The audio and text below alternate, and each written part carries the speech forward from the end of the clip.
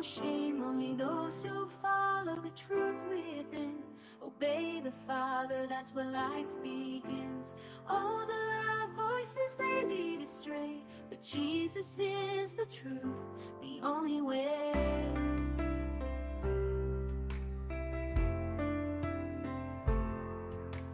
Enter through the narrow gate, for the gate is wide and the way is broad that leads to destruction in the false facade. Many walk that path and don't see the sign, but the gate is small and the way is divine. The road to life, oh, so few will find. In the light of love, leave the darkness behind. Salvation is a gift, it's not of our hands, not by the works or binding demands. It's free for the lost, for the weary soul. Come to Jesus, let him make you whole. If you thirst and hunger, just kneel down and pray. He's waiting there, don't let it slip away.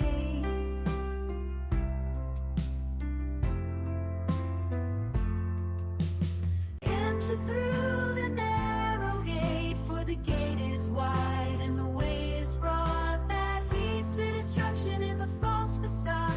Many walk that path and don't see the sign, but the gate is small and the way is divine. The road to life, oh, so few will find. In the light of love, leave the darkness behind. Enter through the narrow gate, for the gate is wide and the way is broad that leads to destruction in the false facade. Many walk that path and don't see the sign, but the gate is small and the way is divine. The road to life, oh, so few will find. In the light of love, leave the darkness behind. In the light of love, leave the darkness behind.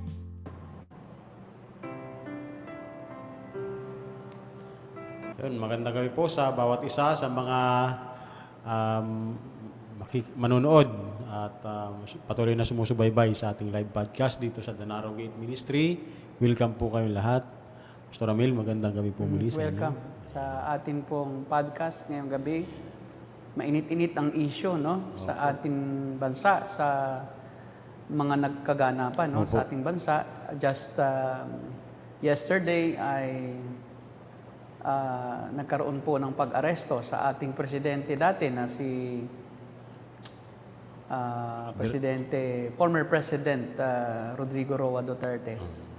At kaya po ating pong naisip na mas magandang talakayin natin ito ngayong gabi, ang tungkol sa kung paano ang Kristiyano, no,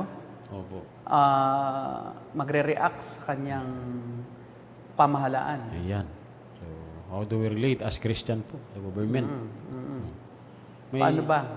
May pakialam po ba tayo bilang Kristiyano o tayo mag-asawa? Meron ba tayong dapat gawin Ayan. sa mga nagaganap sa ating bansa, o tayo ay purely pwede nating ipagkibit-balikat na lamang ang lahat at tayo patuloy lamang sa ating gawain na sa pang-spiritual. At huwag na tayong makialam, no? Sa nagaganap sa ating kapaligiran. Kahit may nagpatayan na dyan, okay lang.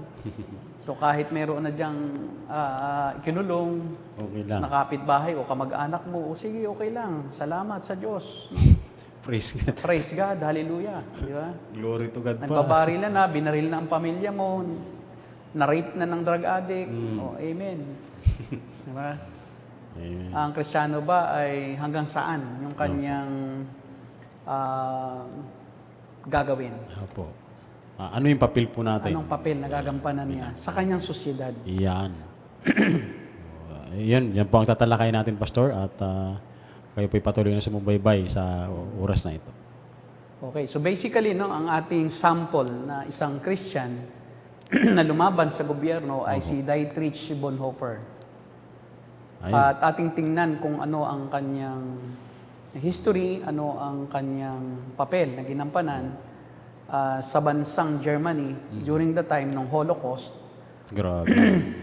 At noong si Adolf Hitler ang leader o presidente ng bansang Germany.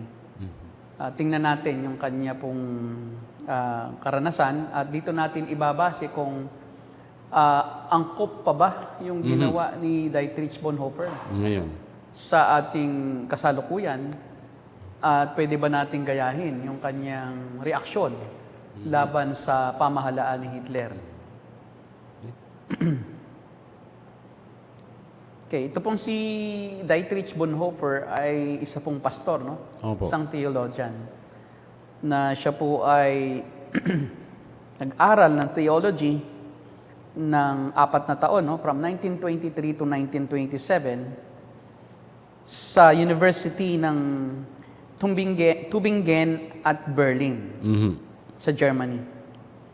At siya po ay na-influence ng mga historical theologians gaya ni Adolf von Harnack at si Karl Hall. At na-attract siya sa theology ni Karl Barth. No? Well, Karl Barth is a, tawag dyan, he is not a conservative but a liberal theologian. Liberal theologian. Si Karl Barth. And dahil sa influence si Karl Barth ay yun ang dahilan kung bakit naging ganito ang kanyang pananaw tungkol sa pamamahala ni Adolf Hitler. Siya po ay nag-oppose sa Nazi ni Adolf Hitler. No? By the way, ang kanyang magulang, ang kanyang tatay ay professor Psychiatrist yata. and psychiatrist, no? At nag-oppose ang kanyang tatay doon sa ginagawa pong ang tawag doon ay euthanasia Opo. noong mga Jew na yung pinapatay sa gas chambers, yung mga Hudyo na mahihina na no na Opo. nasa concentration camp na wala nang pakinabang ay kanya pong isinisilid sa isang espasyo at doon pinapausukan no, upang mamatay na sila sa pamamagitan ng gas. Parang hindi lang po siya Hudyo Lahat ng mga mahihina Hindi lang na. Hudyo, no? Ang pinapatay ni Hitler, kundi lahat ng mga Mahihina. political prisoner na nabibihag ng... Well, by the way, si Hitler ay nag-concentrate sa bansang Israel, no? Ayun, ang pang-focus niya. Ang focus niya ay genocide of all Jews. Gusto niyang patayin ang lahat ng Hudyo sa buong mundo. Burahin. Kaya lahat ng bansa na may Hudyo ay pinupuntahan nila at inaaresto ang mga Hudyo. Na-convince niya ang mundo noon, no? Na ang mga Hudyo ay mahinang nilalang at threat sa society. At by that impression na kanya pong ipinaalam sa mga tao sa buong mundo, ay sinuportahan siya ng kanyang kababayan. At sinabing ang German nation ang pinaka-strongest na lahi at sila ang dapat na mamahala sa buong mundo. Strongest breed. Noong 1935, si Bonhoeffer po ay na-appoint na mag-organize at manguna sa isang bagong seminaryo ng Confessing Church at Finkenwald sa Pomerania. At inintroduce po niya doon ang pagsasanay ng panalangin at private confession and common discipline. At pagkatapos po ay umattend siya sa Ecumenical Conference sa University of Cambridge noong 1931, no, sa US. Sa London, sa England. At na-appoint siya na secretary ng World Alliance for Promoting International Friendship through the Churches. At noong umpisahan na po ni Hitler, yung pong kanya pong persecution of the Jews ay nag-oppose po si Bonhoeffer. At isa siya sa mga lumaban, no? Sa mga atrocities at lawlessness ng mga Nazi. Pero before that, Pastor, itong si Dietrich, siya pacifist siya Kumbaga, mas na-develop sa kanya yung teaching ni Jesus Christ po na doon sa Matthew chapter 4 ba yun? Na yung maging agent ng kapayapaan, maging tagapagpapayapa. Before nangyari yon. Pero nung pong yatang nakikita na niya, according to history, sa kanyang biography, nakikita na niya yung nangyayari sa kanyang mga kababayan. Talagang siya ay parang hindi na tama. Nagkaroon po siya ng conviction, na konsensya na siya sa kinagawa ng Nazis. Ang kanyang pananaw ay lesser evil. Yun, opo. Doon po dumating na sa puntong gano'n siya. Nagkaroon siya ng theology na lesser evil na kung wala ka ng choice, dahil pareho namang evil. Halimbawa, yung ikaw ba ay magsasawalang kibo na lang sa nangyayari sa kayong kapaligiran na pinapatay na ang iyong kapwa-tao o ikaw ay magsasalita para magkaroon ng katarungan yung mga tao na yon na nasasagkaan ang karapatang pantao.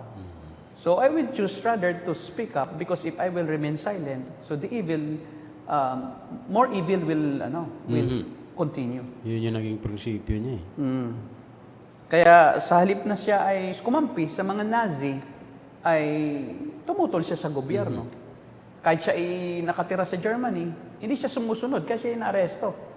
No? Kasi nangangaral siya ng laban sa mga ginagawa ng mga Nazi, ng mga German soldiers. At tutol na tutol siya sa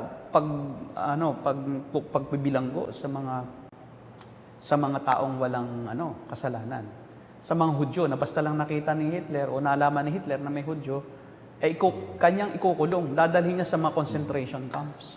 At doon ay kanyang i-deprive ng pagkain hanggang sa mamatay. Mamatay. Kumbaga kunyari ay hindi niya papatayin, pero talagang pinapatay niya. Sa pamamagitan ng Turing gutom. po, parang turing ni Hitler noon, ni hayop eh. Yung ibon na pinapatay lang niya yung mga Kaya nga, sabi ni Bonhoeffer is, the church was silent when it should have cried out because the blood of the innocent was crying aloud to heaven. So the church is guilty of the deaths of the weakest and most defenseless brothers of Jesus Christ. At sila yung tumulong kasama si Von Donhany, personal na nilang tinulungan ang mga Hudyo na makatakas patungo sa Switzerland. At kahit siya ay pinagbabawalan, ay pinagpatuloy pa rin niya yung kanyang gawain ng paglaban sa kilusan ni Hitler. At nag-undercover siya. Nagpa-employ siya bilang military intelligence sa Germany Military Intelligence Department. Pero ang problema ay akala ng mga Germans ay kakampi siya, pero ang totoo ay nagbibigay siya ng impormasyon sa labas. Pag may uhulihin, bibigyan ng information. Kumbaga naging spy. Spy, naging informer. Ng mga kalaban. At nag-negotiate siya ng peace, pero ang problema ay later on ay ayaw din ng mga allies ng unconditional surrender policy. Kumbaga, gusto niya talaga kapayapaan pero wala siyang magawa dahil talagang lalaban din ang mga allied forces. Hindi pa pwede na walang karahasan. Kaya sabi niya, mas kakampi ako doon sa mas kunti ang kasamaan kaysa kumampi ako doon sa mas malaki ang kasamaan. Kumbaga sa mundong ito, wala ka namang pagpipilian, kundi lahat ay kasamaan. Sa politika, lahat kasamaan. Opo. Ang mga tao ay masasama. Opo. Marumi ang politika, pero ang masama ay yung tao na nasa politika. Nasa politika. O, ano na lang gagawin mo? So doon ka na lang sa mas masama. Kasi wala ka namang pamimilian eh. Di ba? So, yun din ang sitwasyon natin ng iglesia dito sa Pilipinas. At from 1940 to 1943, ay isinulat niya yung kanyang aklat na Christian Ethics. Nakumpleto lang niya, mga fragments lang. Pero pinablish niya di noong 1949. Na-publish yun ng 1949. Marami siyang sinulat habang siya nasa bilangguan. Pinabilanggo kasi siya ni Hitler. Ilang mga aklat. Ilan sa kanyang mga aklat, yung Widerstand and Ergbang Letters and Papers from Prison. Yan ang isa sa mga aklat niya. At iyon ang pananaw ni Bonhoeffer. So pwede tayong mag-disobey sa ating mga authorities if nakikita natin na mas masama yung authorities natin kaysa doon sa ginagawa ng kasamaan. So napakarami niyang mga aklat na nasulat. So Pastor, paano po natin nire-relate ito yung pagiging activist nito ni Dietrich na po dito sa kasalukuyan nangyayari sa atin? Sa ating Bilang bansa. Kristiyano tayo. Okay, ang ating bansa ay nasa ilalim ng tatlong branches ng government, no? Una yung legislative, ito yung gumagawa ng batas, ito yung bicameral conference, yung Congress at saka Senate. At yun yung bumubuo sa legislative, no? Opo. At meron po tayo na executive. Ito yung nag-execute ng mga naipasang batas. So, ito yung mga leader sa politics. Presidente, Mula sa presidente, vice presidente, Mayor. senador. Ang senador, Senate, by the way, is kasama iyan sa legislative. Legislative. No? So, ang executive ay president, vice president, Mayor, governor. mayor, hanggang sa barangay captain. Of course, kasama dyan yung inutusan ng mga barangay captain. They borrow authority under those LGU, local government units. Sila yung nag-i-implement ng mga batas. At may isa pa tayong branch ng government. Sa executive, ang ating ultimate na authority is President Bongbong Marcos. Pero may isa pa na branch ng government which is the judiciary. Ang judiciary naman ang nag-i-interpret ng batas at nagra-ratify ng batas kung ang batas na yon ay makatao.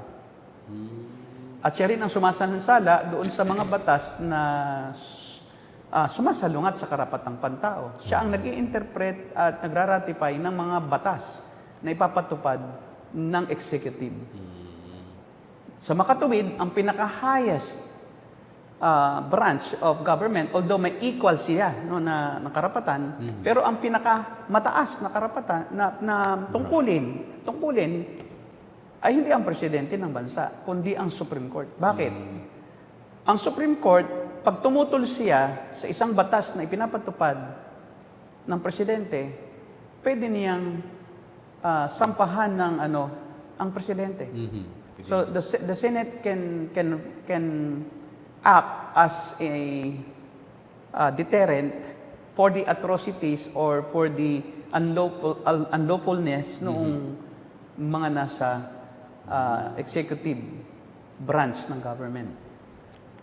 So, kumbaga, ang final say kung ang isang batas o ang isang gawain ng executive ay dapat na ipatupad dahil makatao at hindi nakakaapekto sa karapatang pantao ng mamamayan ay ang Supreme Court, Korte Suprema.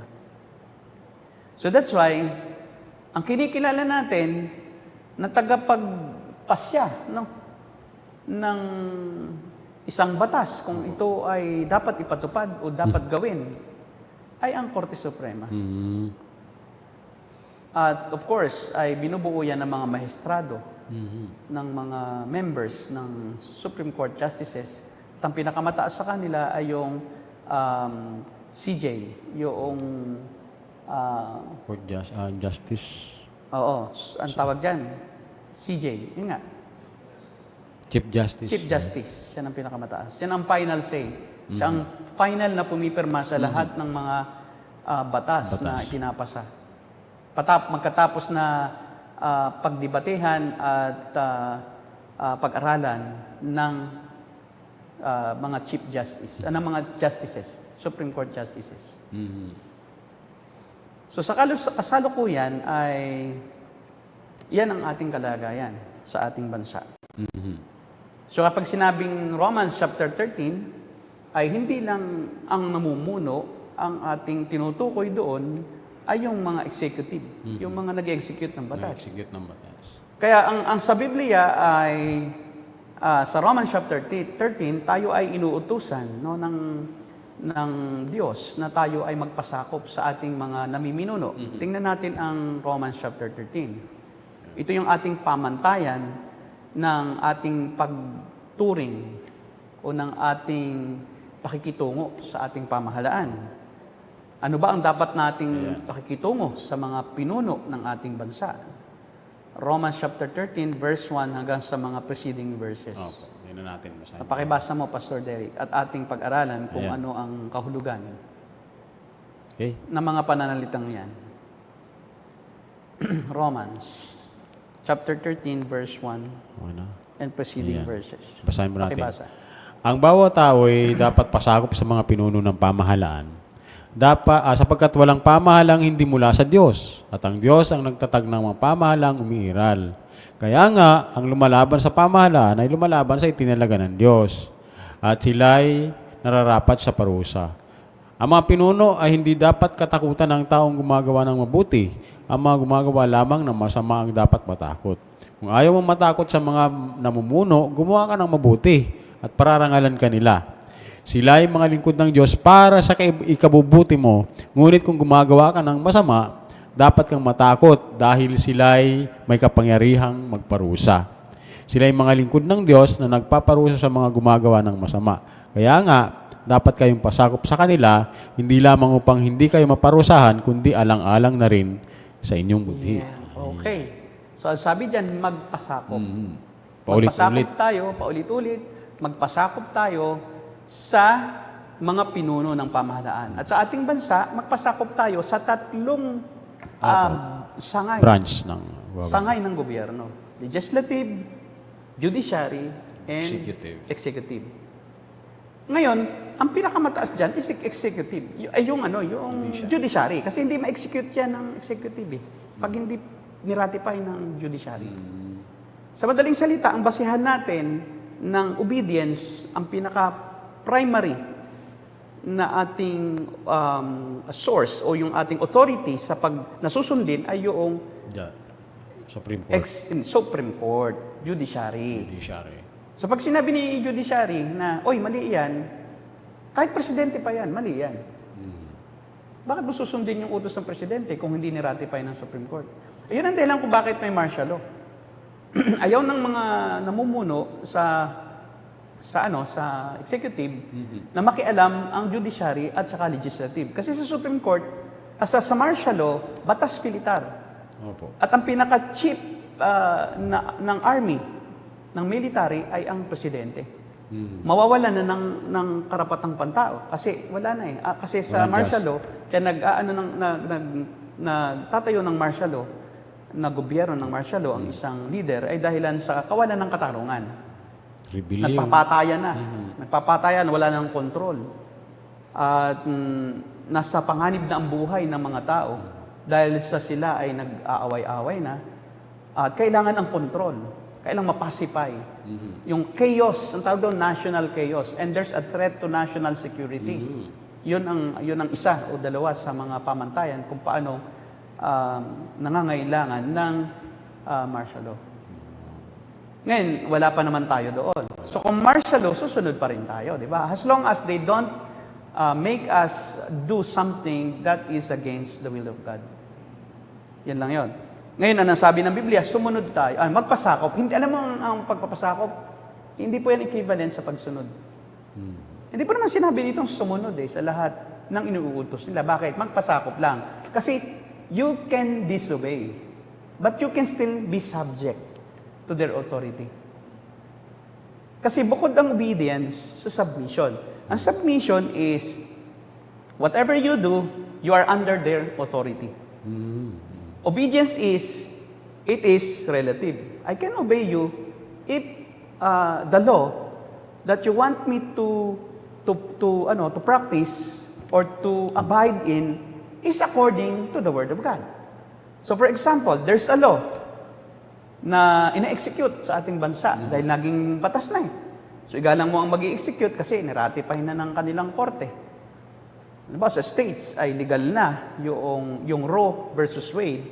Ang desisyon ng Korte Suprema ay ang ina ng bata na dinadala sa sinapupunan niya, sa kanyang sinapupunan, siya ang may karapatang magdesisyon doon sa katawang yon dahil yun ay kanya pa ring katawan. Yun ang laman, no? ng Roe versus Wade na ang ina ang may karapatang magdesisyon sa buhay ng kanyang anak dahil nasa loob ito ng kanyang katawan.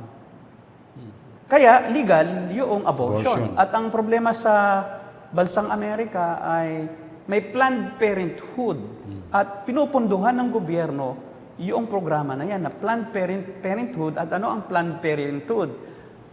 Pwede mong patayin ang sanggol sa sinapupunan mo. Legal ang abortion dahil ikaw may karapatan sa iyong katawan. At isa sa mga concept na kanila pong pinaniniwalaan ay yung sanggol ay hindi pa tao. Wala pa siyang karapatang pantao, wala pa siyang buhay sa loob ng kanyang tiyan, o wala pa siyang karapatan. Pero salungat ito sa salita ng Diyos. Bakit? Ang sabi sa Psalm 139, ay nilikha tayo ng Diyos sa tiyan ng ating ina na bata, at lahat ng ating sangkap ay siyang gumawa. Therefore, hindi mo pwedeng pakialamanan yung ginawa ng Diyos dahil Diyos ang may karapatan doon, hindi ang tao. Kaya nga lamang ay niratify ng Korte Suprema ng Amerika, ng ibang estado. Yung ibang estado ay may kanya-kanya ka rin kasing pinapatupad na batas sa Amerika. Kanya-kanyang state, kanya-kanya ang batas. Di ba? Federalism, ganoon ang kanilang batas. Tayo kasi is democratic. Alam mo ba, democratic? Tao ang final say. Kaya may people power. Ang people power ay isa sa pinakamataas na pagkilos o kumbaga, supreme na pagpapakita ng karapatang pantao. Kung ang majority ay magkaisa at gusto nilang patalsikin ang namumuno, legal iyon sa atin, di ba? Kaya nung nangyari yung 1986 revolution, EDSA revolution, people power, ay naroon ng support.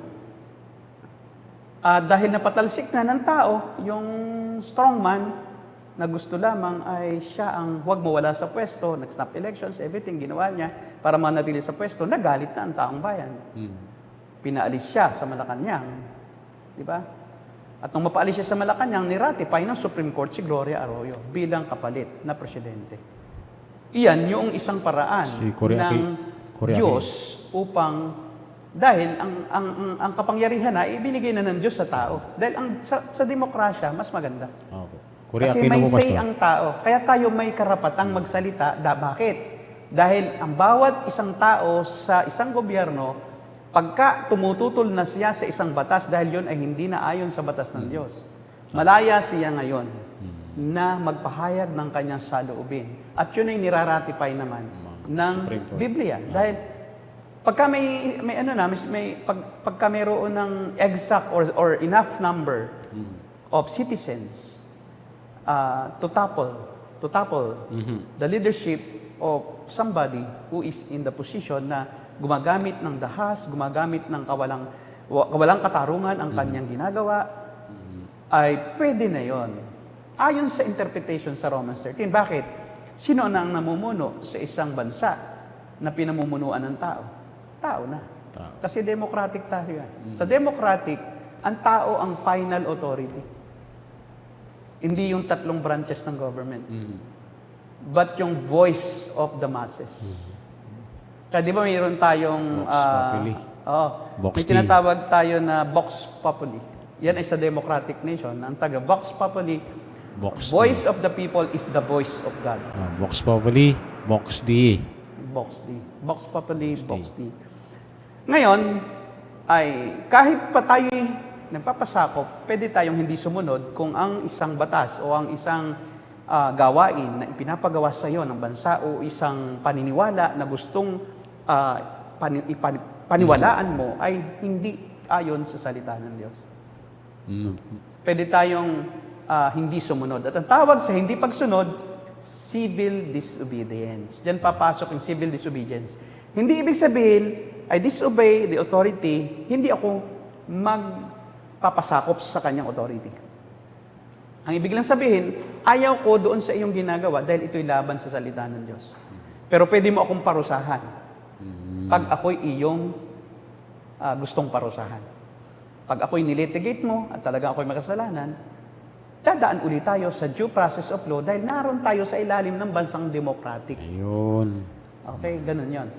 So yung civil disobedience, alam ba niyo sa Biblia, may civil disobedience. Tingnan natin, no? May ilang pananaw sa Biblia tungkol sa disobedience. May tatlong pangkalatang posisyon sa issue ng civil disobedience. Opo. Una, yung anarchist view. Yung anarkiya na pananaw na ang isang tao ay maaaring pumili o magdesisyon na hindi sundin ang pamahalaan sa anumang kailanman o sa anumang dahilan.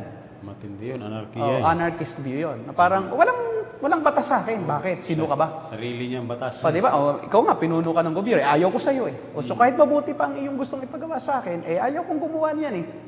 Yun yung anarchist view. Na talagang walang batas para sa'yo. Yun yung unang posisyon ng civil disobedience. At hindi tayo para doon. Ang mga Kristiyano ay hindi. Kasi nagpapasakop nga tayo eh. So, hindi tayo pwedeng tumakas doon sa ating mga authorities. Magpapalapat tayo ng parusa. Pugutan niyo ako ng ulo dahil ako'y sumuway sa inyo. Pero ako'y naniniwala ayon sa conviction ko na mali ang inyong ipinagagawa sa akin. Kaya nga ako ayaw sumunod. Abortion, ayaw ko magpa-abort. Bakit? Inuutos ng gobyerno, pwede akong magpa-abort. At pagka ang isang abortionist o isang doktor ay tumanggi sa pag-abort, ipapakulong siya nung tumanggi. Nung tinanggihan niya. Di ba? Kaya maraming mga Christian physicians sa Amerika na nakakasuhan dahil ayaw nilang mag-abort. O, pwede kasuhan niyo ako. Nag-disobey ako sa gobyerno dahil alam ko na hindi ito ayon sa salita ng Diyos ang pag-abort. So, hindi ako ipakulong. So, see, different ang submission to disobedience. So, Christians can disobey if the leader of a nation or the branch of the government of a nation, kumbaga, pinipilit siya na pasunurin sa isang batas na hindi kalooban ng Diyos. So, yun ang una. Ikalawang posisyon, yung unang posisyon, anarchist position or anarchist view, na anuman ang gawing, wala akong pakialam sa gobyerno, basta ang gusto ko, gusto ko. Opo. Wala iyang biblical support kasi sa Romans 13, kailangan nating magpasakop. Hindi tayo pwedeng malpas doon. Kanya-kanya kasi yung anarchy. Kanya-kanya. Kanya-kanya na yan eh. Ikalawa na pananaw o sa civil disobedience ay yung extremist patriot view. Ano ibig sabihin ng extremist patriot? Sobrang makabayan. Na kahit anong ipatupad ng kanyang mga namumuno sa kanyang bansa, ng kanyang pamahalaan, kahit labag na sa kanyang kalooban, susundin pa rin niya. Kasi ako'y martir. Para sa bayan. Para sa bayan. So kahit naiutos ng kanyang pamahalaan na patayin yung mga inosente, gagawin niya kasi iniutos ng aking chief of police. Diba? Hulihin natin nang wala sa lugar ang isang tao na hindi sumusunod sa procedures ng batas. Ba, inutusan ka, wala akong magagawa. Sige, gawin ko ito. Kasi tapat ako sa aking pinuno ng bansa. Magpapakamatay ako alang-alang sa kanya. Pag sinabing tumalon ka, katulad ng ng mga kawal ni Alexander the Great. May isang kwento na may kalabang army si Alexander the Great.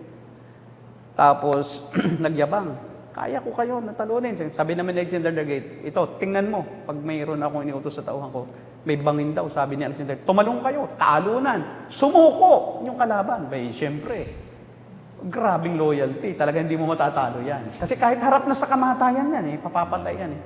Yun yung mga tao na ang tawag dyan, loyalist. Sobrang loyalist. Sobrang loyalist. O kahit na pumatay na ng tao, kahit na siya ang naging dahilan ng pagkabuo ng New People's Army, siya ang dahilan ng kamatayan ng daang libong katao, loyal pa rin ako sa kanya kasi doon ako nakatira sa norte. Yun yung tinatawag dyan na extremist patriot.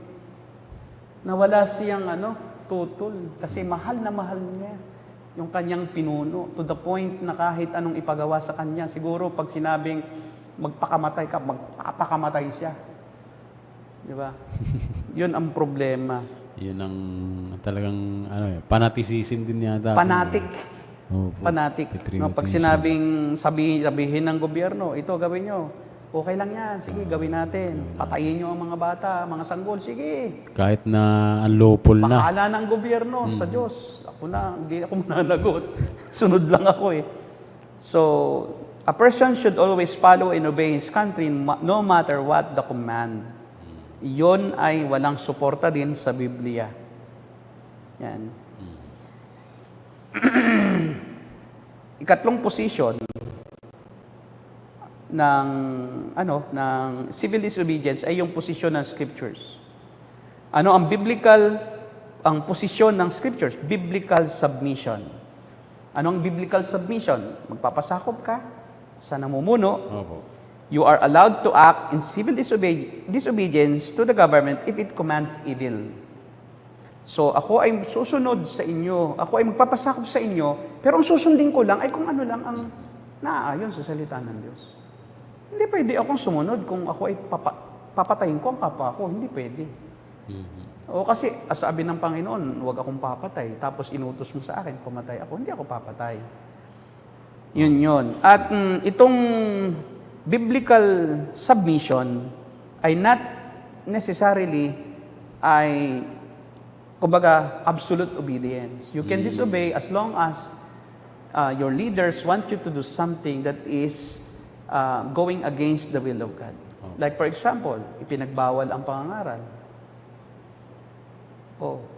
Mangangaral pa rin ako. Pero I will submit to your punishment. I will submit to your authority. You can punish me, I will not fight against you. Diba? I will fight against your law, but not against you as the leader of this country, as the barangay captain. Mangangaral pa rin ako sa barangay kahit ayaw mo akong mangaral doon. Dahil, yun ang utos ng Diyos eh. Diba? So kung mayroong utos ang Diyos na sinasalungat ng isang leader, pwede mong salungatin ang leader na yon at sundin ang utos ng Diyos, pero magpapasakop ka pa rin sa parusa niya. Hindi mo tatakasan ng iyong accountability sa Kanya. Okay. Kung may sanction sa'yo, tanggapin mo. Bakit? Nag-disobey ka eh. Hindi lalaban. And you don't fight, yun lang ang hindi natin pwedeng gawin. To fight, kumbaga, deliberately using yung arms, raising in arms. Pero Pastor, Rising si Bonhoeffer, nakasama siya dun sa nagplot sila na pasabugin ang Kasi extremist nga si Bonhoeffer eh. Kaya nga ang ating point of comparison sa obedience, civil disobedience ay si Bonhoeffer. Sumobra siya. Sumobra naman siya na to the point na kasama na siya doon. Kasama na siya sa Well, sa kanyang pananaw ay tama 'yon. Opo. Kasi kung hindi siya lalaban, kasi iba talaga ang iba kasi nung Nazi. Political climate. Kasi papatayin ka eh, di mag-depend ka. At saka nakita po niya kawawa naman yung mga basta-basta nilang pinapatay. Mahawak din siya ng armas. At hindi malinaw sa kasaysayan kung siya pumatay. Hindi po malinaw. Hindi naman siya pumatay. Wala namang binanggit eh. Ngayon, tingnan natin yung iba't ibang halimbawa sa Biblia ng civil disobedience na pinabura ng Diyos at ikinutuwa pa ng Diyos. Halimbawa, sa Exodus chapter 1, nang magbigay ng order yung paraon o yung hari ng Ehipto, napatayin ang lahat na isisilang na Hudyong batang lalaki na isisilang na Hudyo, na male. Okay. Yung mga hilot, inutusan niya. Pag ang isisilang ng isang babaeng Hebreo ay lalaki, pakayin nyo agad. Diba? Saksakin nyo o sakalin nyo para hindi na siya mabuhay pa. Pero nung ginawa ng mga hilot na Ehipsya, sabi sa Exodus chapter 1 verse 17, the midwives disobeyed the king and feared God, and did not do as the king of Egypt had commanded them, and let the boys live. O, di ba? Civil disobedience yan. Bakit? Nasa ilalim sila ng pamahalaan ng Ehipto, at ang utos ng hari, yung executive, ay patayin ang lahat ng lalaki. Pagka magsisilang isang babaeng Hebreo, patayin agad pag lalaki. Huwag buhayin. Sa halip, ang ginawa nila, isinuway nila. Naawa sila eh. Patago ano po? Oo, patago. Ang ginagawa nila, yung mga sanggol na lalaki, hindi nila pinapatay, tinatago pa nila. Ngayon, naalaman iyon no, ng hari ng Egypto. At tinanong sila, sabi sa kanila, bakit niyo hinahayaan mabuhay ang mga batang lalaki? Diba? Nagsinungaling pa sila. Ang sabi ng mga kasi po pag dumarating kami, tapos na. Ang utos niyo naman habang pinapaanak eh. O patayin niyo pagka hindi niyo pa naabutan. Tapos na. Tapos na po eh. Pagdating namin, umuuha na. Hindi na po namin kayang patayin. Kung kami po ang nagpaanak, sabi nyo, kami pwedeng patayin. Hindi po naman yung inuutos na pagka nakalabas na patayin eh. Di ba? Pero nagsinungaling sila dahil talagang kanilang pinubuhay. At anong ginawa ng Diyos? Exodus chapter 1:20-20. Sabi rito, God was good to the midwives and the people multiplied and became very mighty. Because the midwives fear God, He established households for them. Biruin mo, pinagpala sila ng Diyos. O, di ba? So, pwede pala mag-civil disobedience. Kung ang ipinapagawa sa'yo ay masama. Di ba? O, kung ikaw ay sumusunod, pinapasunod sa isang batas na magpapahirap naman sa iba. Di ba? Na for the sake of AIX, okay na lang ang krimen. Okay na lang corruption kasi nakinabang ka naman. Teka, wait. Diba? Okay lang pumatay. Okay lang naman palang pumatay. Diba?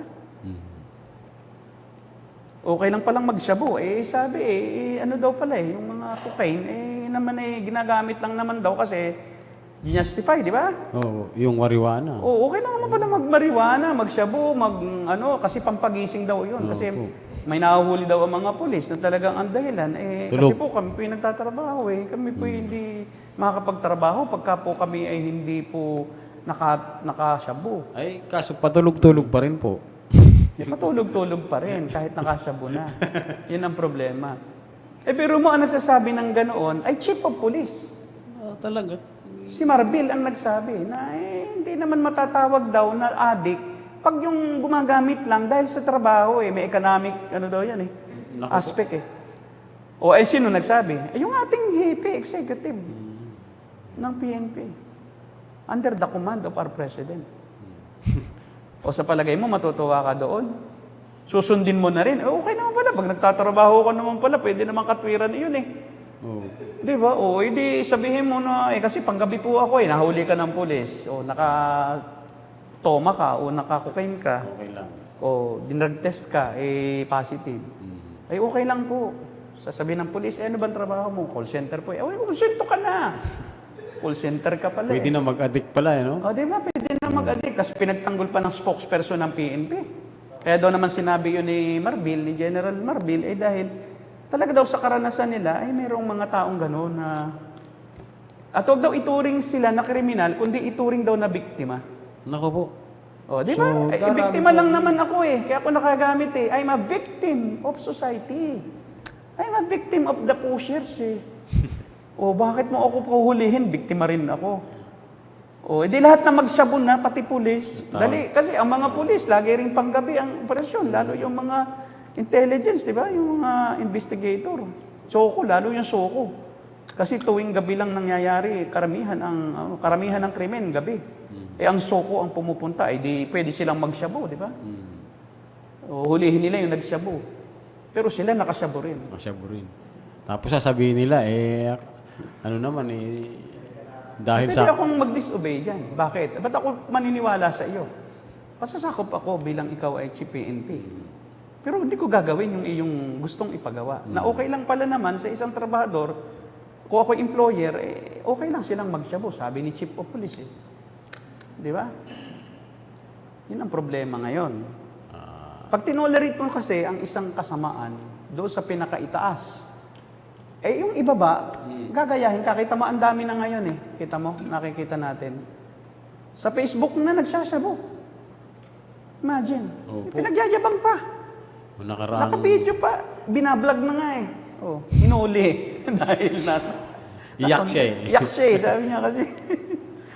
Hindi naman po ako user eh. Vlogger lang. Hindi, nakigamit lang siya. Hindi siya gumamit. Nakigamit lang. Hindi daw Nakigamit kanya yung shabu. Para- Di ba? Iba nga naman yung term. Nakigamit lang naman po ako. Di akin yan.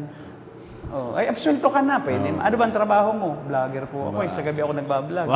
O, di ba? Hindi dapat sabihin kay Marbil, wag niyong hulihin yan. Di ba? Victim lang yan eh. Oh, Okay, naku po. tamo. Parang yung ano, minsan yung nahuli sa tagig eh. Ay, I naku am po. Jesus Christ. Sabi na eh. Isa pa, disobedience. Sa Joshua chapter 2. Ito, hindi ito, hindi ito imbento lang. Si Rahab ay isang mamamayan ng Jericho. Isang pagan. Ngayon, kalaban sila, si mga spies, no? Sila Caleb at saka si Josue. Ang ginawa ni Rahab, instead na i-report yung kalaban, itinago niya itong mga spies na ito. Si Joshua at si Caleb. Dinisobey niya yung command ng hari ng Jericho na pag may nakita kayo na kalaban na spies ay inyong sabihin at ipahuli. Ang ginawa ni Rahab, kanyang itinago sa bunto ng dayami at noong wala na yung mga kawal ng Jericho, kanyang pinatakas doon sa pader. Inihugos niya sa pader. Anong nangyari? Si Rahab ay isa sa naging mga descendants ng Panginoong Jesucristo. Without Rahab, there will be no descendants. From where the King of Kings, the Lord Jesus Christ would come. Diba? Pinagpala ng Diyos yung disobedience sa Rahab. Sabi naman ng iba, kasi mga pagano namang hari iyon eh. Di ba? O dinisobey nila, pagano rin naman. So, ibig sabihin, talagang dapat i-disobey, pagano eh. Di ba? Ito, example, the book of Samuel. Nung may military campaign, sila Saul, at saka si Jonathan. Di ba? Tapos, sumumpa si Saul na walang kakain. Pag may kumain, papatayin. Kasi isinusumpa ko sa araw na ito, matatalo natin ang mga kalaban. Ang utos, walang kakain hanggat di natin natatalo. Ay si Jonathan, ang ginawa. Diba? Nakakita ng pukyutan. Kinain. Kumain. Siya mismo. Lalong lumakas. Napatay nila yung mga kalaban. Di ba? Dahil lumakas biro mo orderan mo na huwag kumain, di lalong... Opo, yung mga hina. Kasi sumumpa sa Diyos-Diyosan si Saul. Kasi ang nasa isip niya, mga Diyos-Diyosan na. Iaalay niya ang buhay ng kanyang mga kawal. Kailangan manalo para papanalunin. Hindi nila alam, matatalo't manghihina. Ngayon, pwede natin sabihin, si Jonathan, hindi narinig ang command. Pero, inutusan ni Saul, yung mga tao, patayin si Jonathan, dinisobey. Yung mga kawal, nag-disobey kay Saul. Hindi patay, ba't ko papatayin yun? Di ba? Prinsipe. Prinsipe. At saka anong kasalanan niya? Hindi naman niya narinig yung command. At saka, bakit ka nagko-command ng isang maling bagay? Pinagpala ng Diyos yung mga sumuway. At si Saul, hindi rin niya naparusahan kasi napagalitan pa siya ng mga kawal niya. Sa isang magandang paraan. Bakit po namin kaya nga po natin natalo dahil nga po, nung kumain din kami, luminaw ang aming. Sila rin kasi kumain. Sabi ni Jonathan, kumain kayo.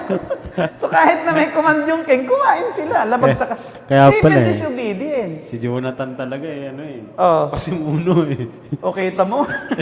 Hari na yon ng Israel, hindi pa rin sinunod. Bakit? Salungat Salungat sa karapatang pantao Bakit? Makikipaglaban nga tayo, dapat tayong kumain bakit? Ano nangyari? Yun. So, nag-disobey. Kaya pwede tayong mag-disobey, but we must submit. Pag nahuli ka, di pa kulong ka. Huwag kang lalaban. Huwag ka rin lalaban ng patayan. Di ba? Hindi wala tayo ngayong karapatan na pumatay. Kasi magkakasala ka naman ng pagpatay. Kasi huwag kang papatay. Pero Pastor, how about those who are in the service? Like for example, yung mga pulis natin na Kristiyano, yung mga sundalo na Hanggat Kristiyano. maganda pa rin ang batas, okay lang. Kasi you are sanctioned by the law to kill. Like for example, gaya ng sinasabi ni Duterte, na lahat naman ay pwedeng sabihin ng kahit sinong leader. Pagbabariling ka na, unahan mo na. Di ba? Kasi ang pagiging kawal ng gobyerno ay sanction ng Diyos. Okay. May authority ang isang pamahalaan na ikaw ay bigyan ng authority pumatay ayon sa batas. Opo. Ayon Kasi sa mayroon batas. ng judicial process eh. Hindi personal, ha? Hindi personal. Halimbawa, may hinuhuli ka. Siyempre, inuhuli mo. Hindi ka pwede kasing tumutok agad eh, sa Opo, batas eh. oo. May batas, kaya may tinatawag tayong proceedings. Halimbawa, may hinuhuli ka. Ay maghuhugot ng baril. Akmang huhugot ng baril. Unahan mo na siya. Alangan papatay sabi ni Duterte. Alangan naman, unahan. Pauna ka. Sisihin pa kayo, papatay O pa. di ba? Kita mo ang nangyayari ngayon. Noon, panahon na yon, ang namamatay, adik. Ngayon ang namamatay, pulis. Please na. O alin ang maganda? Ang namatay yung pulis, matuwa tayo. Nakakahiya yun sa kanilang Ranggo, hanay. sa hanay. Pero mo, pulis namatay. Ang issue naman noon ay baril. Yung nagbebenta ng ng mga illegal o mga tag doon, yung mga smuggled Smuggled na firearms. Pero mo naunahan pa. Mas high-tech pa kasi yung High-tech mga... pa yung nila, yung mga nag-i-smuggle eh. Yung mga addict, yung ano. Pag nire-rape na, Hmm. hayaan mo pang ma-rape muna bago ka bumaril. Oo. Na-rape na. Akma pa lang dadaluhungin, ang babae, pusuntokin mo na. Kung lumaban at nanganganib ang buhay mo, barili mo. Pero pag walang armas, ang maximum tolerance kasi dapat ang mga pulis. Isa yan sa kanilang batas na dapat ipatupad. Mamaya na po. Maximum tolerance. Ibig sabihin, ay hanggat hindi ka nanganganib ang buhay at hindi ka akmang papatayin, huwag kang papatay. Pero mayroon ding sumusuway nga sa procedure niyan. Kaya marami din pulis noong panahon ng tinatawag nilang war on drugs na marami pa rin pulis na nakulong ng habang buhay. Marami. At meron ding maraming napatay na pulis. Kasi ganito kasi yan eh. Nagpapatayan ng mga pulis dahil sila naman ang involved sa droga eh. Kaya yung sinasabi Kaya nila, pala mga buy-bust ko, may mga pulis na sila rin po nakaka-enkwentro. yun. Kasi nga po, dumating ang punto na ang droga na ang nasa kaibuturan na ng sistema eh. Nagkakagulatan sila eh. Maging nasa bukid, nakadroga na, dahil murang-mura na ang sabog. Grabe, no? Ultimong mangingisda, nakakabili. Kasi ganoon na kaya sabi nga, yun ang dahilan kung bakit nagkaroon na ng gera laban sa droga. Naalala ko pa, Pastor. Kasi nananganib na ang ating sistemang panglipunan. So, wala nang social justice. Dahil nga, kaya usong-uso na lang ang nakawan, rape. Nung di ba? Lahat ng krimen. Tama. Napakarami noon. Bumaba ng 93%. 73% bumaba nung panahon ng magkaroon ng war on drugs. Ano sabi mo? Naalala ko po yung sabi ng leader na to, noon umupo siya, nangako siya na 6 months. Tatapusin niya yung problema sa droga. Nung nakita niya, nakaupo na siya, nagulat siya. Oo. Ganun pala Kasi katindi. pati pala pulis, user. Grabe. Pati senador. Mga Politicos, user. Kaya nga sabi niya, nagulat ako kasi nung wala pa siya doon sa upuan, Kala niya, kaya. kaya ko ng 6 months kasi nakikita lang niya sa kanyang sariling turf, sa kanyang sariling lugar. Anong baka po na? Ano makaupo na? Aba, pati pala future president, bangag. Paano mo yun? Lalabanan. Di ba? Na nagsasabit ng urine, tapos siya ang nagpapatest at nag-uutos, ito lang, itest mo sa akin. Tapos, wag mo na akong itest sa iba pa. Yan lang. Magaling. Sariling test yun. Sabi na naman. Nakapamili ng... May kapangyarihan eh. That's a problem. So, meron po po May isa pang halimbawa, no? Sa 2 Kings, yung nanay ni King Ahasaya na si Atalia, yung masamang reyna, gustong patayin lahat ng mga kabilang sa angkan ni Huda. Pero si Joash, na anak ni Ahaziah, ay kinuha nung anak ng hari at itinago kay Atalia para ma-preserve yung bloodline. Ang utos, ilabas lahat, patayin lahat. Hindi niya sinunod yung kanyang relative. Itinago niya si Joash. Ngayon, na-preserve ang bloodline ng Panginoong Jesucristo. Pagkatapos ng 6 na araw, ginather ni Jehoiada ang kanyang mga tauhan at dineclare na si Joash na maging hari. At ang pinatay ay si Atalia. Si Atalia noon ang leader, ha? Siya noon ang pinaka-chief. Dahil siya ay reyna at wala noong hari. Maliit pa kasi, bata pa ang hari. Siya ang nagahari sa Juda. Gusto niyang pagpapatayin lahat. O, sumunod ba sa kanya yung kanyang sariling angkan? Hindi. Sinuway siya. Dahil naniniwala sila na dapat may matitira. At doon manggagaling ang lahi ng hari ng mga hari. At sa halip, ang pinatay pa yung reyna na nag-uutos. Si Daniel din, maraming civil disobedience, no? Opo. Iniutos ng hari ng Babylonia na sumamba. huwag siyang sasamba sa Diyos Diyosan. Sasamba siya. Sumamba. O si hari ng Persia, no, na huwag siyang mananalangin at ang sasambahin lang ay yung rebulto ng hari. O anong ginawa ni Daniel? Sinuway niya yun. At saka hindi siya nagtago ng pananalangin. Kasi kaya nagpautos yung mga naiinggit sa kanya na tagapayo ng hari ay dahil nakikita si Daniel na laging nananalangin doon sa kanyang tore na nakikita ng lahat. So, ay sila'y pagano at saka gustong agawin yung pwesto ni Daniel kasi si Daniel yung chief counselor ng hari. Pag nawala nga naman si Daniel, may papalit sa kanila, tataas ang ranggo ng lahat. Ng isang linya, isang beses. So, pinagkaisahan. So, pero nag-submit si Daniel, hindi siya nagrebelde. Nagtatapon siya doon sa Hindi siya nangatwiran. Nung ipahuli siya ng hari, kahit kaibigan din siya ng hari, may batas eh. Ang sabi ng hari, samahan ka ng Diyos mo. Pero tinatapon pa rin siya sa kulungan ng leon. Hindi mapakali yung hari kasi talagang si Daniel ay tapat na tauhan loyal. Tapos biglang naisahan siya ng mga tagapayo. Kasi nalaman na rin niya, kayo nang pinatapon sa kulungan ng leon Yung mga nanloko sa kanya, nagmuha po kayo ng batas na magpagawa kayong rebulto at yun lang doon lang luluhod. Ang hindi sumunod. Ang hindi sumunod, tatapon sa kulungan ng leon. Siya ngayon ang natapon, sila ngayon tinapon at kinain ng leon. At si Daniel ay hindi kinain ng leon. Yung taste ng medicine. Di ba nag-submit naman si Daniel? Hindi naman siya nagsabi sa hari na, wala kayong karapatan gawin ito sa akin dahil sinunod ko ang Diyos. Silent lang siya. At saka handa na siyang mamatay. Kasi I cannot compromise my conviction that I will only serve Yahweh. O di ba si Shadrach, Meshach at Abednego? Di ba pinakakain sila ng mga pagkain na galing sa palasyo? Pinasamba rin sila. Pinasamba rin sila, hindi rin sumabla. Itinapon sila sa burning furnace. O di ba hindi sila sumunod? Bakit? Laban sa kalooban ng Diyos yung pinagagawa Hindi pwede kaming kumain ng karne ng mga pagano Gulay ang inyong ipakain sa amin. Ito, Pastor, pag dumating po yung pagkakataon na yung sugi bill ay pumasa, at yung mga nag-officiate ng kasal, di ba po, pwede na yung same-sex marriage. So, makakasuhan ka pag ikaw ay officiating minister.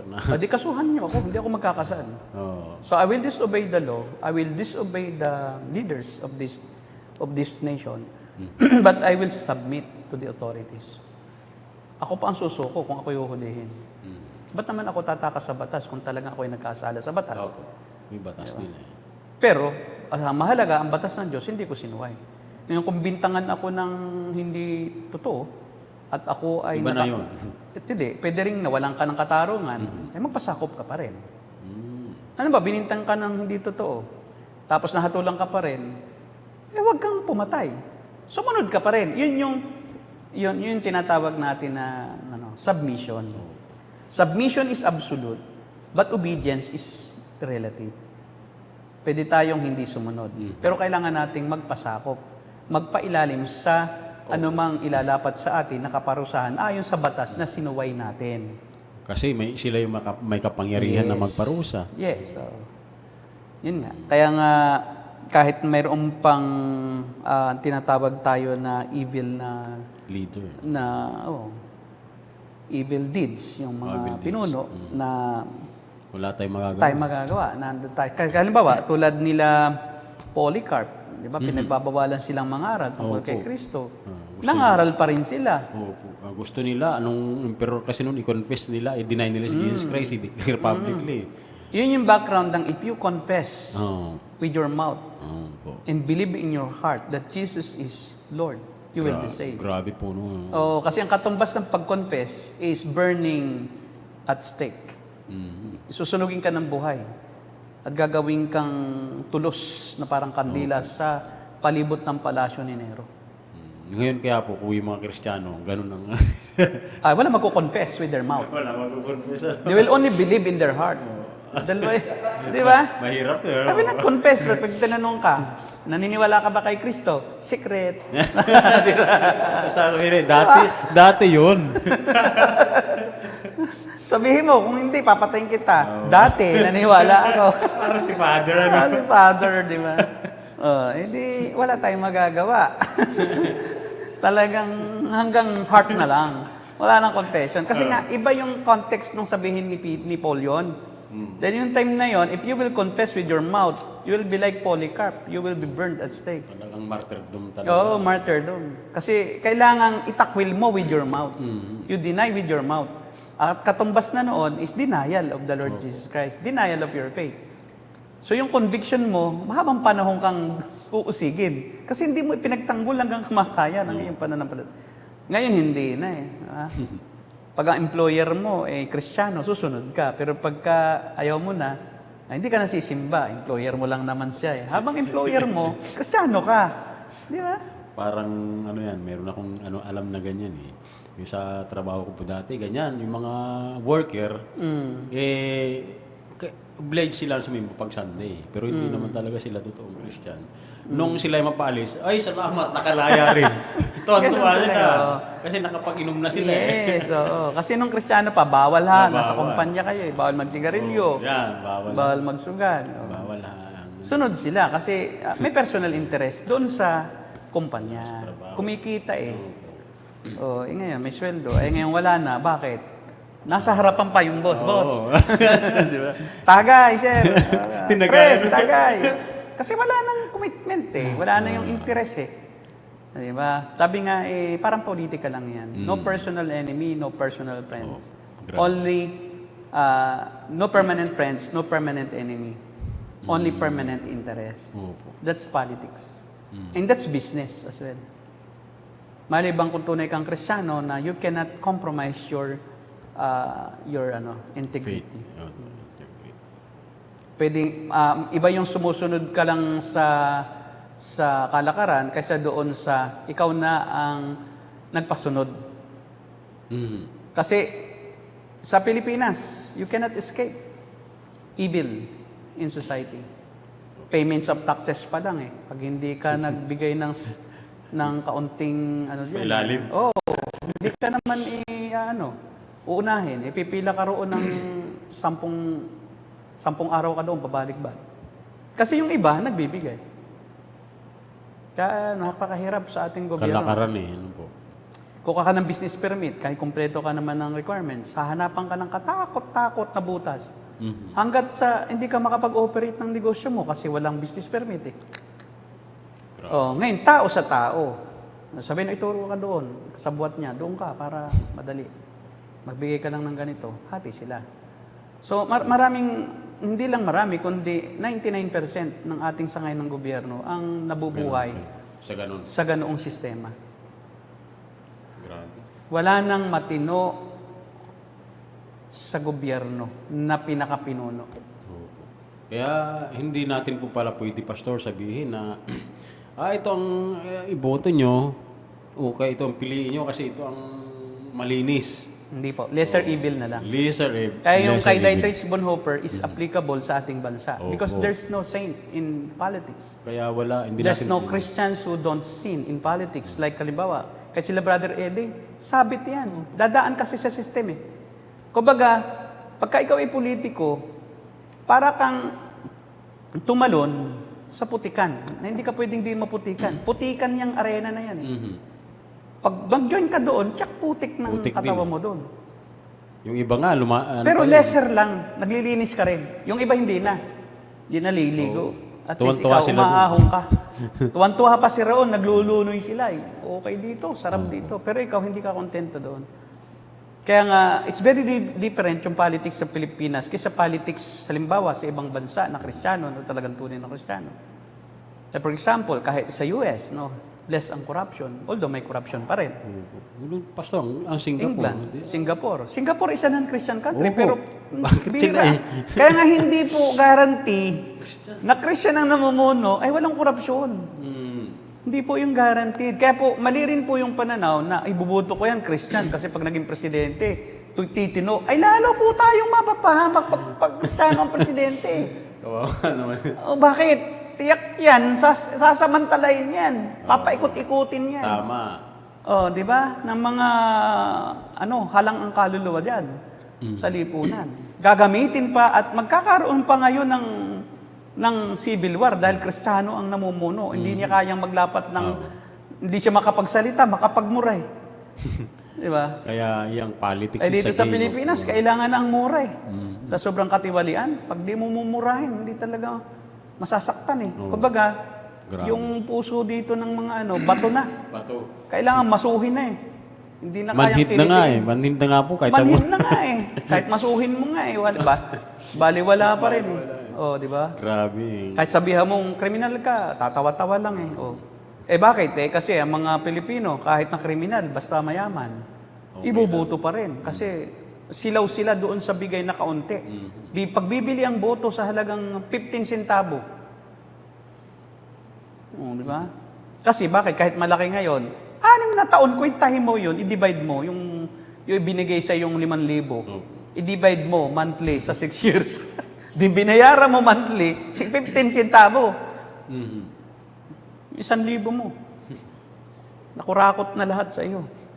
Lahat ng tax mo, pumunta rin sa kanya. So, akaw-kakaw po. Yan.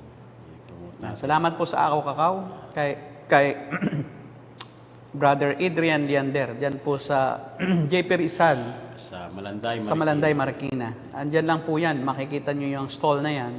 Pwede po yung Ito po yung kauna-unahan na tableya de Baterol Yun. sa Pilipinas na nagbebenta. Ayan. Akaw Kakao. Shout out. Takaw. Kakao. Okay. Magandang gabi kay Brother Gerald Samada na bumati po sa atin eh. Kay Brother Tamil. Kung may tanong po kayo, pwede po kayong magtanong. No? Ano ngayon? So, ilan pa sa mga civil disobedience sa Bible ay yung si Peter and John Ay, opo. na ayaw silang pag-preachin. Sabi, sino bang susundin namin? Ang Diyos o tao? Sabi ng mga palalayain namin kayo, pero wag na kayong mangaral. Kung hindi, may masamang mangyayari sa inyo. Pinagbantaan talaga. Pinagbantaan pa sila, di ba? Anong sabi nila ni Pedro at Juan? Ay, sino ang aming susundin? Ang Diyos ang tao. Sa Diyos kami susunod, hindi sa tao. Patuloy pa rin kaming mangangaral. At nangaral pa nga sila ng harap-harapan, no? Sa kabila ng pagbabawal. So, napakarami. So, ang konklusyon natin ay ito po ang guidelines natin. So, una, pwedeng lumaban ang mga Kristiyano sa isang gobyerno na nag-uutos o nagpo-promote, nagsusulong ng kasamaan at pwede tayong kumilos ng walang karahasan sa loob ng mga batas ng ating bansa upang mabago ang gobyerno na nagpapahintulot ng kasamaan. Kaya po yung civil disobedience, people power, I am for that. If it is needed talaga, I will go out to the streets. Kung talagang ayon na sa salita ng Diyos na kailangan ng labanan ang kasamaan. Kung ang karapatang pantao ay tahas-tahasan na naniyuyurakan, kamay na bakal na ang pinaiiral, hindi mo na-exercise ang freedom of speech, freedom of religion, freedom of expression. Yun, freedom to own. Kumbaga, inaagaw na ng iba yung iyong ari-arian nang walang proseso ng batas, ay hindi po pwede yan. Ikalawa, pinipermit po ng Diyos ang civil disobedience kung ang mga batas ng gobyerno o kautusan ay direktang lumalaban o sumasalungat sa mga kautusan at batas ng Diyos. Gaya ng abortion. Yan po'y tahasang pinagbabawal sa Biblia. Huwag kang papatay. Opo. Tahasan natin iyang tatanggihan kahit tayo pa ay ikulong. Ikatlo, ay pwede po na hindi sumunod ang isang Kristiyano sa masamang pamahalaan kung hindi pala makakasuway ang isang Kristiyano sa masamang pamahalaan, maliban na siya'y tataka sa gobyernong iyon, ay dapat tanggapin niya ang parusa ng gobyernong iyon para sa kanyang aksyon. Yun yung submission. Submission. At tayo po ay pinapayagan ng Diyos na kumilos para magtatag ng bagong pamahalaan at mga bagong namumuno ayon sa batas na pinahihintulutan sa ating bansa. Iyo. Kaya po yung people power is a God-given solution to remove those who are evil in the government. At yun po ang ating pananaw. So, we must submit, but we can disobey. Kailangan talaga magpasakop. Pwede tayong sumuway kung ang kautusan ay laban sa kautusan ng Diyos at sa malinaw na batas ng kasulatan. Pero hindi po ito yung pagsuway na halimbawa, huwag kang boboto. dahil lamang sa Ang pagboto po kasi ay hindi batas. Ang pagboto po isang pribilehiyo. pribilehiyo. So pwedeng hindi ka bumoto dahil hindi naman siya batas. Okay po. Ang mga batas ay yung bawal mga sibilos, bawal tumawid, Opo. sasakyan, pagpula. Yan yun. Ang ilaw, so mga ganon. Mhm. Yung pagboto ay isa lamang na Pribilehiyo. privilege. Kaya yung iba hindi bumoboto, hindi naman sila nagkakasala sa Diyos. Kasi kung ang conviction nila, wala namang kasaysayan ng boto nila, dahil dinadaya lang naman ng eleksyon, ay hindi sila sumuway sa gobyerno. Pero kung ang conviction mo ay dapat kang bumoto para palitan talaga ang masamang pamamahala, yung mga masasama sa lipunan na siyang binibigyan ng kapamahalaan, ay bumoto ka. Kung ang conviction mo ay kailangan dahil yung boto mo ang siyang kasangkapan ng Diyos para sila mapaalis. Opo. Pastor, so as Christians, hindi po natin pwedeng i-spiritualize ang politics. At very subjective po ba? O subjective po talaga yung yung sabihin ng isang Christian, kapatid kay Kristo na mas matuwid itong isang leader. Kaya ito yung, may standard po ba o wala? Wala po kasi po ang politics ay may kasamang tinatawag natin na regionalism . Okay. Natural na ang isang taga-norte ay bumoto sa kapwa taga-norte. Yun. Nawala na yung mga pamantayan dahil nadadala siya ng kanyang pagiging isang lahi na kabilang kami sa ganitong lahi. So lahi-lahi yan . So minsan naman ay may utang na loob. So yung utang na loob ang siyang naghahari doon sa tao na kasi nung panahon yan kami ay nabigyan ng Personal ayuda, na, personal na personal. na. Kasi ang politika po it's subjective kasi it has no standard . It has no standard of righteousness dahil walang papasa . Kaya wala mong lagyan ng standard yung wala nang papasa. Kaya may mga nagko-comment po sa Facebook ay ikaw ay kumampi ka dyan, ganyan na. Ayun po ay Kristiyano po yun. Tikok, yun, isang policy. Opo. Policy yun. Hindi po appeal to appeal to pity. appeal to ano na, bakit ka na andyan, nag-a-appeal ka doon sa parang masama siya eh, dapat sa mabuti ka. Sino mabuti? Paano, anong Ang tanong, standard? anong standard mo nung mabuti? Kaya nga nang tanongin ako sa isa kong post na, sino ba ang napopromote ng ano, ng pagpatay? O si Marcos. Yun yung standard po. Di ba? O, ang iyo, si Duterte. Si Marcos. Pareho lang Kaya lang, Tama. dahil marginalized, dahil ikaw, taga-roon ka O kaya may utang na loob ang pamilya mo doon Di ba? O, pareho lang namang ano yan Napopromote ako, gusto ko, yun ang gusto kong ayaw ko sa kanya Opo. Kaya Dahil may nga, personal pa rin. Kasi personal ang politika is a personal choice. ako It has no personal. standard. Kaya ako rin ay hindi nagko-control sa mga miyembro ng church na ito ang iboto nyo. Opo. Di ba? Na parang nakasala kayo sa Diyos pagka hindi nyo binoto. Mali yun. Ito, Kristiyano, ito iboto nyo.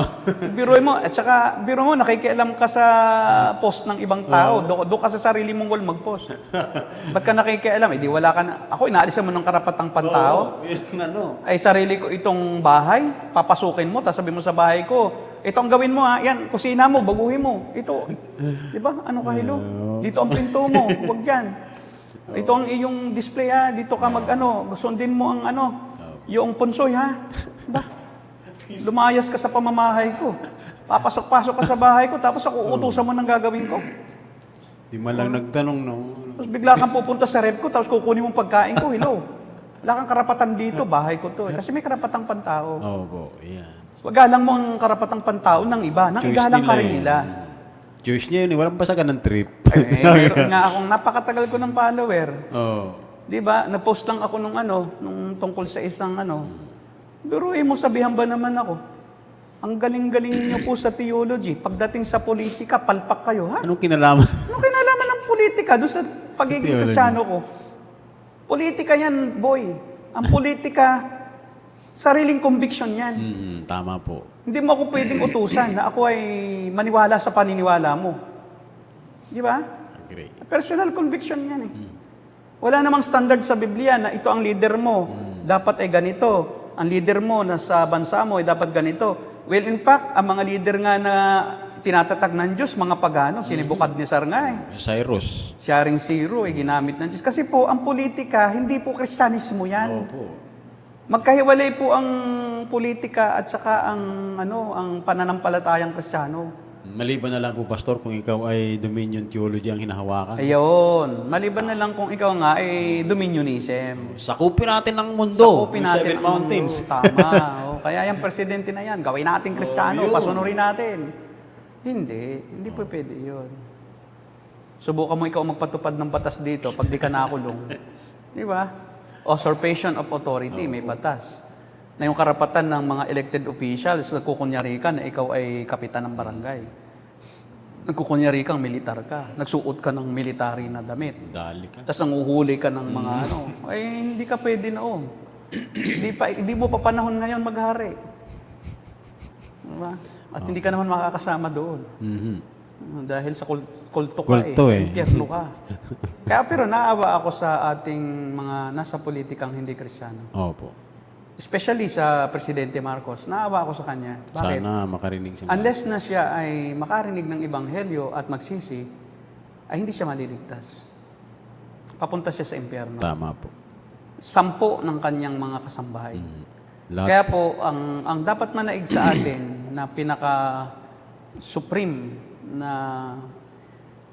ating layunin, supreme motivation natin is for our leaders to be converted. Pero Pastor, ano ang view niyo dito? Christian at nag-join sa politics. Bahala siya sa buhay niya. Conviction niya yun di ba? Pero kung siya ay pastor, mag-resign siya. Opo. O kung siya ay leader ng isang church or elder, mag-resign siya. Maging tagapakinig muna siya kasi politika na yan. So, mamaya mag-preach ka, nadala ka ng emosyon mo. Yun diba? lang. Tapos ang pinipreach mo na yung RA ganyan, 9-1 truth, yung mga presidential proclamation, ganoon. Di ba? Hindi na Biblia ang ipipreach mo kasi madadala ka ng iyong environment kung nasaan ka Tama po. yung isip mo, kung ano yung ipinupuno mo sa isip mo, ay kung araw-araw ka sa kongreso, kung ikay congressman, mga batas talaga Mga batas yung lang may yung i-preach. Yeah, kaya it's better to resign as a pastor. Magpupromote na po ng batas sa pulpito. Oo, yun, patay tayo. O kaya politiko na, mag-i-invite na ng mga Yun. kasama sa partido. Yun. Di ba? At nakaupo na dyan sa unahan. Sa unahan na, Oo, meeting naging na. ano na ito. Di ba? Meeting de avance na ang nangyari. Doon sa worship service. O, di ba? So, yan ang problema. Hindi, bahala siya sa buhay niya kung gusto niyang mangampan niya. O kung gusto niyang maging kapitan, maging konsihal. Conviction niya yun eh. Pero wag siyang mangaral na muna. Ngayon, pag siya ay wala na sa politika, saka uli siya bumalik. Magsisimuna siya dahil marami siyang kasalanan magagawa. Oo, totoo yun. Di ba? Oo, kasi Yun. nambula siya ng tao. Pero kung business, okay lang. Kasi you can control your own business. Sarili Pero mo. politics, you can control it because you will be influenced by others. You will be under the authority of your superior doon sa politika. Maging umbrella ka sa isang partido, kung ano yung kanilang paniniwalaan mo. Opo. So makikisama ka na ngayon sa kanilang grupo. At kung mayroong activity yan na laban sa Kristyanismo, ay hindi pwedeng di ka dadalo. Kung mason yung mga kasama mo, punta ka rin sa mason. Naku po. Pagsamba doon. Kasi tuturing ka nilang others ka na pag di ka na nag-join doon. Kaya mahirap sa politika. Opo. Mag-resign ka muna nang hindi ka namamangka sa dalawang ilog. Pero pwede ka namang umattend at makinig. Po. Pero wala pong apostle, disciple na involved sa politics. Wala po. Wala po. Walang ganun. Pero may mga Christians at mga dating pastor na na-involved sa politics. Si Abraham Lincoln ay anak ng pastor. So worker din siya sa church. Pero nung siya ay maging presidente, hindi na siya nagpastor. Opo. So, mayroon kasing dapat na delikadesa. No? Huwag mong pagsabayin ang gawain ng Diyos at gawain ng politika. May separation nga yan pinagsama mo pa. The separation sa church. between the state and the church. So there should be no parang yung mixing of politics and Word of God. Ngayon, ito po ay podcast, opinion namin as Filipino citizens. We are not speaking here as pastors. We're speaking here as fellow citizens of this country Opo. with our own human rights. At ito'y karapatan namin na mag-suggest, magpahayag ng aming saloobin. Tama po. At na inaakala namin na ayon sa aming pamantayan ay ayon sa salita ng Diyos. Kasi baka sa pamantayan ninyo ay kami salungat sa salita ng Diyos. Kasi subjective po yan kung ano ang iuuling lining. Opo. Kung ikay liberal, kung ikay conservative, kung ikaw ay anarchist, wala po tayong kakayahan na kayo ay wala po kaming kakayahan na aming kayong papaniwalain sa aming paniniwala. Pasunundin namin kayo. Ito lang po yung aming masasabi sa nagaganap sa ating bansa sa pamamagitan po ng podcast na ito sa Opo. gabing ito. Mahirap po yata pag ang Kristiyano ay anarchist, ano po? Ay, walang batas walang batas, walang pinuno. Bahala ako sa buhay ko. Bakit? Sino ba kita para sundin? Bihira. Bihira naman ang anarchist. Mahirap naman po yun. Kasi kung hindi naman sila susunod sa batas, hindi rin sila mabubuhay. Kasi hindi sila magpapa-ID. O, di ba? Pagka ikaw ay magre-request ng serbisyo ng gobyerno, may ID ka. May ID. Magdideposito ka, may ID ka. So, para ka mabubuhay, sa kabundukan ka. Kung gusto mo anarchist ka, doon ka. Kasi ayaw mo nang magpasakop Ayan. Sige, this is all for now siguro, Pastor Derek. So, marami Wala naman nagtanong. wala naman po. Dalawa lang naman ibig sabihin pag walang nagtanong. Ay, meron. Wala. Dalawa lang ibig sabihin pag walang nagtanong. Una, sumasang-ayon sa lahat. At ikalawa, tumututol sa lahat. Tumututol. Huwag na magtanong. Salungat yan sa atin. Po, yung discussion natin. Pero ganun pa man, Salamat sa Panginoon at tayo po ay nakatapos sa ating episode muli sa gabing ito. okay, maraming salamat po, Pastor Ramil, sa iyong pag-discuss. Salamat din, Pastor Derek. At kami po, ito po ang Narrowgate, kami po ang Cult Busters. Cultbusters. Hindi po Ghostbusters. Cult Busters po kami. Cultbusters. God bless you. Magandang gabi po sa inyo.